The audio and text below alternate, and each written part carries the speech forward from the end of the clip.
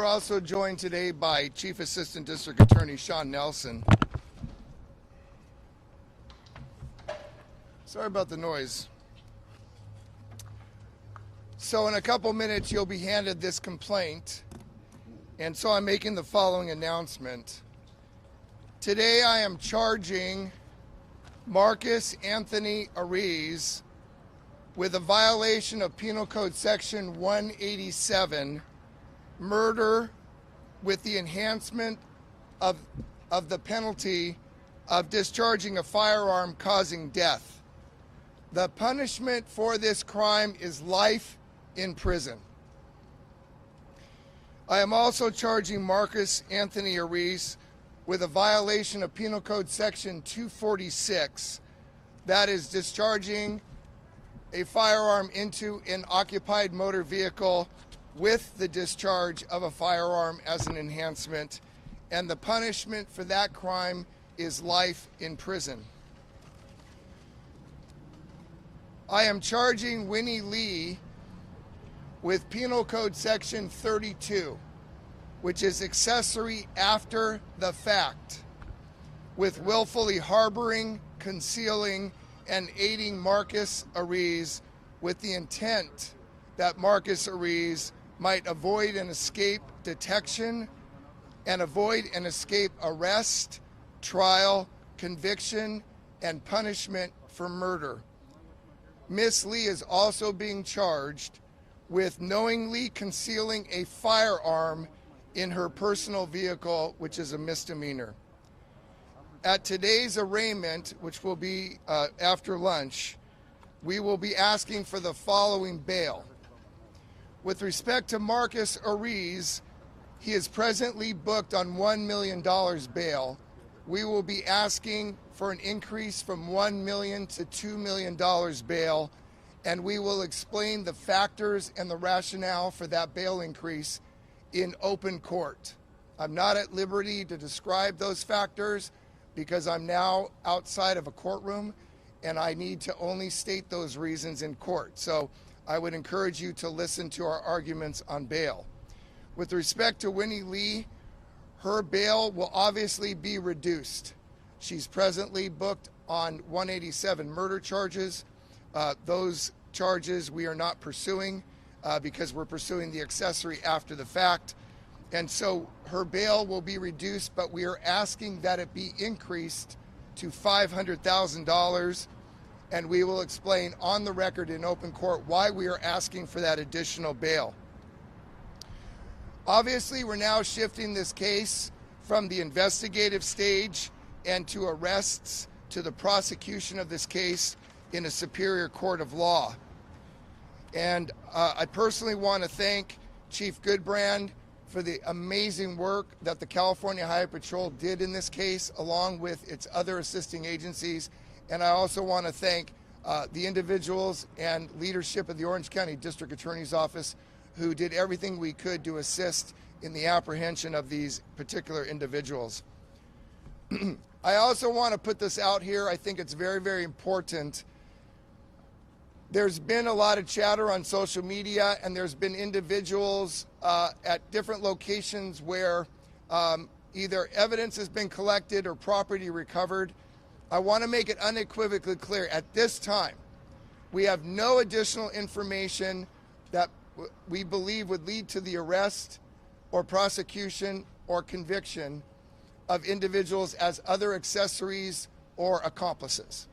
So there are people, quite frankly, in the community that are being harassed.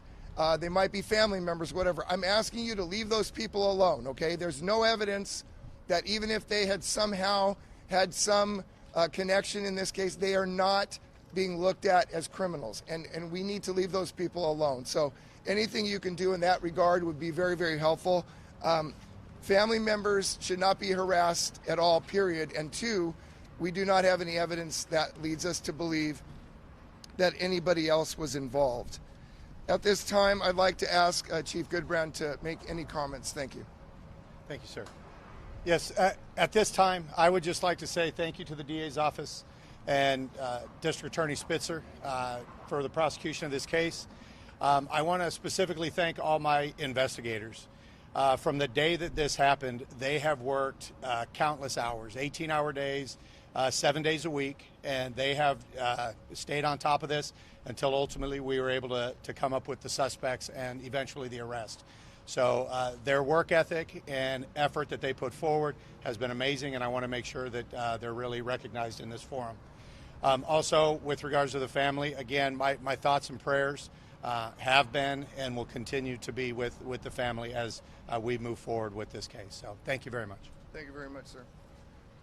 So I have two county supervisors with me, Supervisor Don Wagner and Supervisor Katrina Foley.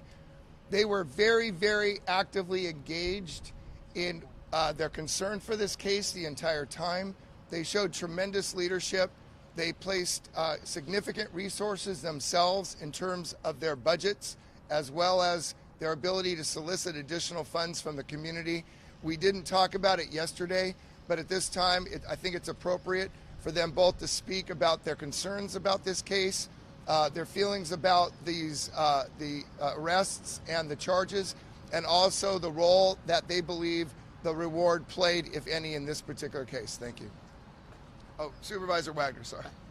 Thank you, DA Spitzer. I did want to take just a moment to come here and, as District Attorney Spitzer said, thank the community. The bottom line here is that I am aware that the DA's office and the CHP has been working on this case literally around the clock.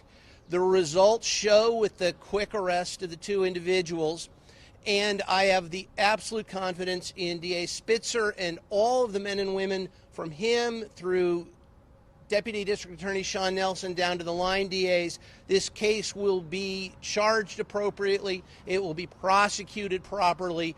The rights of the victims as well as the rights of the accused will be protected. What I want to do is just take this moment to thank so many people who came forward. This is a crime that obviously grabbed the heartstrings of the community and allowed us to come together in some effort towards healing. It allowed us to collectively say, we will pursue justice in this county no matter what you do and no matter to whom you do it.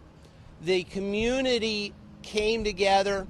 The tips, I have been told, were voluminous and helpful. That's a testament to the people of Orange County who recognize that this sort of violence cannot be allowed to stand in our community. I've got to thank my colleague, Katrina Foley, who jumped in immediately when the issue of the reward came up. We got the reward up to $500,000. $500,000. People were willing to put their money where their mouth is. Some of those were big donors. Some of them were small donors. Every one of them was the result of the hard work of the DA's office and the CHP saying we are going to pursue this case. It was the result of the media here getting that word out. And of course, it was the result of the people who live in Orange County stepping forward to protect their community. There are lots more crimes out there that still need to be solved. We may not be able to match all of them in terms of the amount of rewards, but if you're out there and you know something about a different case, maybe you can't help us bring justice to Aiden Leos, but you can help us bring justice to whatever case you might know something about. Contact the District Attorney's office, contact my office. Let this be the first of many opportunities we have to close cases here in Orange County so that not just Aiden Leos and his family get justice, but so many other families do. Finally, about the family, I've been in touch with the family, several representatives of the family, including the mother. I cannot tell you how impressed I've been with them being able to handle this situation with such grace and class in what I know are the most horrible circumstances imaginable for parents. I want to tell you that they have expressed their appreciation, not to me, but to this community. And I want to share that expression of gratitude from the family. Now let's take this as the opportunity to bring closure to many more families. Thank you all for what you've done. Thank you, DA Spitzer and the men and women of the District Attorney's Office. Thank you, Chief Goodbrand and the men and women of the California Highway Patrol. We've got a lot more work to do now, prosecuting this case and bringing others to justice. Thank you all for the work you've done. Thank you very much, Supervisor Wagner. At this time, Supervisor Katrina Foley. Thank you. I'll just echo the comments of my colleagues here, and I'll add a little different flavor. As a mom, my heart was breaking the moment that we found out about this heinous crime. All of my friends all were frantically wondering, what can we do to help? I don't think I've ever seen the community so unified over trying to solve a community crime as I have in this instance. And I think that DA Spitzer said it best yesterday when he held up the photo of little Aiden and reminded everyone, why did everyone get so involved? And it's because it could have been any of us. We all related to this. We all related to this situation of just driving our little boy to school, and suddenly he's dead, crying, "Mommy, my tummy hurts." Nobody ever wants to be in that position, and no one should ever put a family in that position. So I am so proud of our community and the rally cry that we all had, the DA's office, the CHP, my colleague, Supervisor Wagner. We just really appreciate all the media as well, because without all of you, we likely would not have had all the hundreds and hundreds of tips that came in to the DA's office and to the CHP.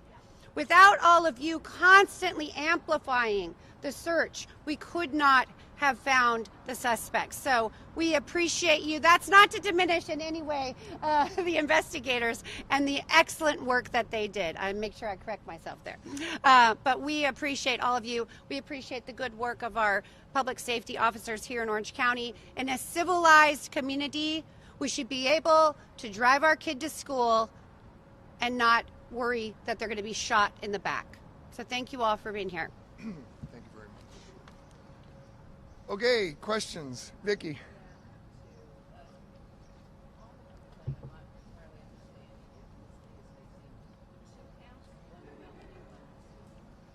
So Miss Lee is facing a felony accessory after the fact, and then the possession of a concealed firearm in her vehicle in which she controls that vehicle.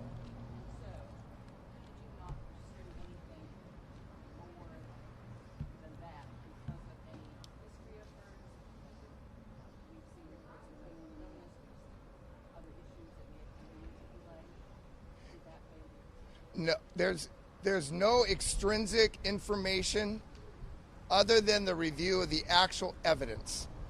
And the actual evidence was reviewed by myself and professional prosecutors, and we all agreed that with respect to Ms. Lee, the evidence supported a filing of her behavior after the weapon was fired, but not with respect to conduct leading to that event. Mr. Spitzer, you were very circumspect. I'm sorry, you had two questions? Did I get? Is that it? Okay, yes, sir. You were circumspect yesterday about the charges, but now that you've filed, was it a difficult decision to file a murder charge, or was it a simple decision for you and your team? No, it was no. I mean, I'm not happy about it in the sense that, Aiden is dead, and there's two people in the vehicle, and there was a person that fired a firearm. I mean, we know that, and I think on the natural. People don't understand as prosecutors what we have to do. We have to analyze evidence with respect to the conduct of each individual.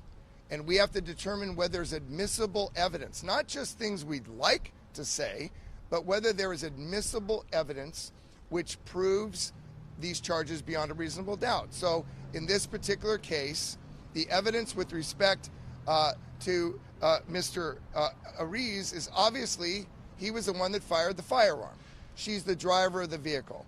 And so based upon our review of the evidence, we did not believe we could also file murder charges as against her at this time. I'm asking about him. Was it a simple decision to file murder charges against him, or were there... Our review of the evidence is based upon his conduct and the information, the evidence. Yeah, that the case against him, well, the case against both of them, we would not file any of these charges if we could not prove them beyond a reasonable doubt. So with respect to the charges against both, I absolutely am convinced they're rock solid.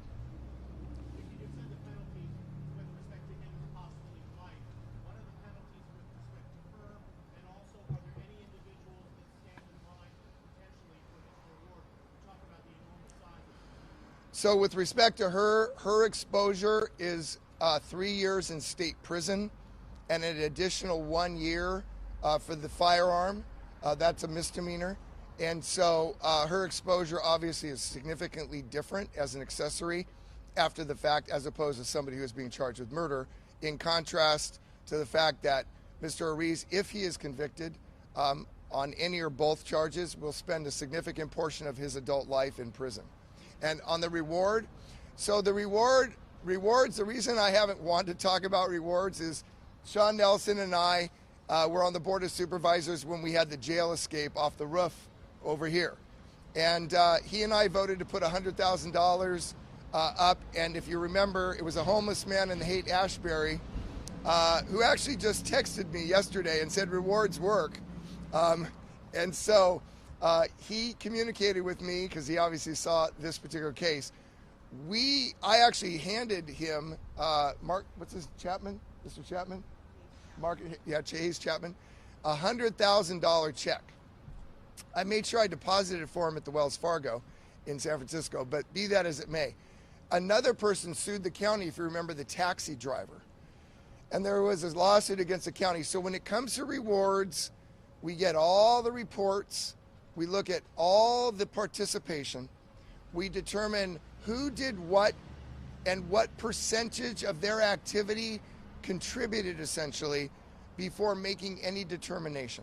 In addition, the reward's contingent upon not just an arrest, but a conviction. So it's incredibly premature to have this conversation. And number two, we haven't begun to do that analysis because we've been so focused on this process. So the answer is, based upon what Chief Goodbrand said yesterday, you learned yesterday at the CHP, it was as a result of information through a tip that assisted in this arrest. So I'm putting on the record there will certainly be an argument for reward money. Yes. Hey, Jeff.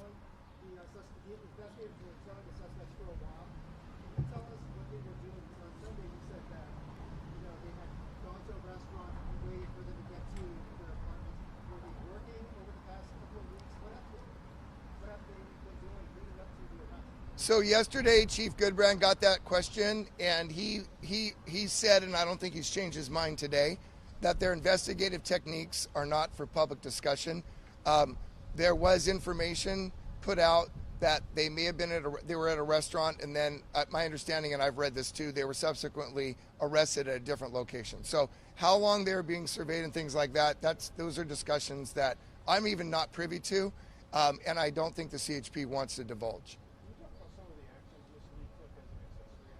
I'm sorry, Chip, what? So the answer right now is no, because I'm not in a court of law. But at 1:30, when we argue bail, there will be, I anticipate, a discussion of the factors that we believe she was engaged in that demand a higher bail setting. So I'm not at liberty to discuss it because I'm here not in a court of law. But our prosecutor will be arguing those factors, and you can monitor that on YouTube unless you got permission to be in court at 1:30. Just to reiterate something you mentioned earlier, the car was found in another location, but you also said you don't believe there is enough information to charge anyone else with being an accessory. So you don't believe any other family member or friend knew that this car was being hidden somewhere? Yeah, there's no information or evidence at this time that just because somebody agreed to put the car at another location, that they also had the knowledge that there was a nefarious or criminal reason for doing that. We don't have that information. It has been investigated by the CHP, it's not as if I'm closing the door or they are, but at this time we don't have any evidence to suggest that any other participant had either an ill motive or a criminal purpose for assisting in what might look like criminal behavior that is not criminal behavior. Do you believe the gun involved was legally obtained? I believe the gun was registered to Mr. Ariz. And you said yesterday you found. Wait, hold on, Vicky, first. Sorry. You found the weapon. There have been reports that it was secreted somewhere where they were. Can you talk about what it is and were there others? I cannot talk about that now, where the weapon was recovered, because that's evidence, or how it was recovered. Those factors may or may not be relevant for the bail hearing today, but obviously at a preliminary hearing or subsequent proceeding, we'll be discussing that. I just can't discuss that today. Sir? Well, I say Winnie, but it's W-Y-N-N-E. So Winley. Maybe it's my bad. In comparison to other cases similar to this one, what was it about this case that motivated you guys to act so quickly? Well, I want to take issue with that because anytime we have a serious crime occurs, law enforcement in Orange County is immediately responsive. I don't think that what the CHP response or the district attorney's response was any different than it is in all cases. This one just happened to get more attention than most cases. What was distinguishable in this case from other cases was, I think, what Katrina said is the community outpouring of support, which you see on the Walnut Street Bridge. The fact that you as the media felt that this was a story you wanted to tell nationally as well as locally. And then the financial support behind this was what clearly distinguishes this case from most cases. Would it be possible to get the chief back up for a question or two? Sure, of course, Phil. You don't like me talking anymore? No, I love you talking. I know you're reluctant to go into too much detail, but you keep talking about the hundreds of tips from the public. Can you characterize the key tip or tips that led you to these suspects? Was it someone calling and saying, this is where they live? Is it someone calling, well, I have another photo that has a license plate? Because the photo that you released had no license plate on it. Right. There was a lot of investigative steps by my investigators, but we can't go into the specific tips that led to it. But the nature of the tips, I mean, the tips helped, and then my investigators took whatever tips we had, and they were able to develop what they had in order to proceed forward with this case. is it possible there was more than that one photo of the vehicle you released that might have had an angle of the license plate or a partial license plate? We had multiple pictures of the vehicle that we were able to obtain through investigative steps. And did any of those have the license plate? We did not have the license plate of the vehicle. So was it a question of finding every white Volkswagen sport wagon sold in Southern California and going to every address? There was intensive investigative steps that they took in order to find the vehicle and to close out this case. And the parents of Miss Lee did not recognize that was their vehicle that was being sought and come forward? We didn't receive any information from anybody, from the family or anything.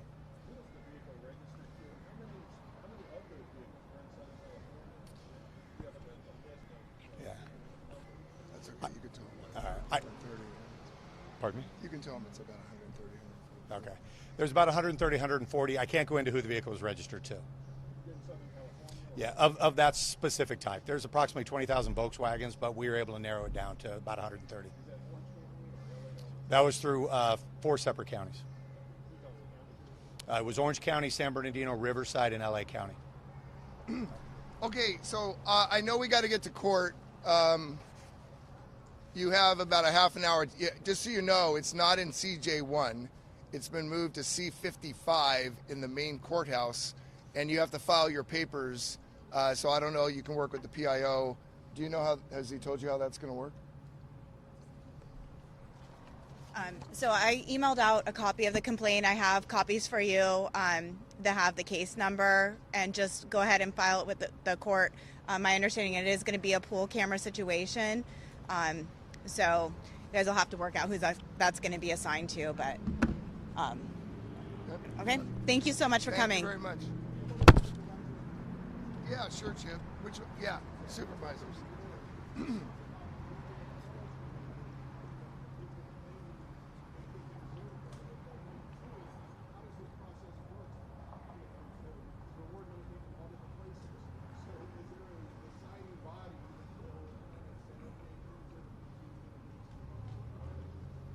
Well, I'll defer to Supervisor Wagner, but I will say we did get a large number of people reaching out to us saying that they saw the vehicle, they reported the vehicle. I had somebody report what they gathered around the vehicle. So I do think that there was a lot of interest. As far as the process goes, I think that's going to be actually up to the DA's office and our legal counsel at the Board of Supervisors. But if you want to add anything else. Well, right, Chip. We also did receive a number of calls, and everything was turned over immediately to CHP so they could follow up on those calls and do the investigation. To be honest with you, whether one of the calls we received or not was one of the calls that proved fruitful is a decision that will have to be made later by CHP and the district attorney's office as they put all their evidence together. What I will say is that we've made our money available. It's allocated, it's in the budget, it will be there when the time comes to pay. We have a number of very generous private individuals and businesses that have put up money. In terms of collecting on the reward pledges from those folks, that's a process that has yet to get started, much less to unfold completely.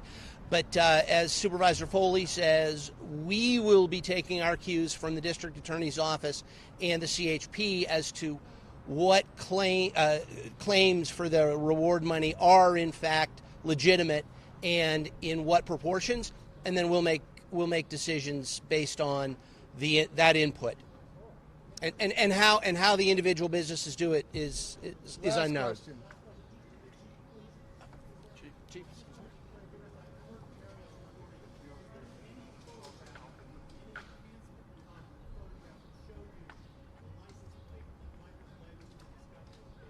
We did not have a license plate for the vehicle.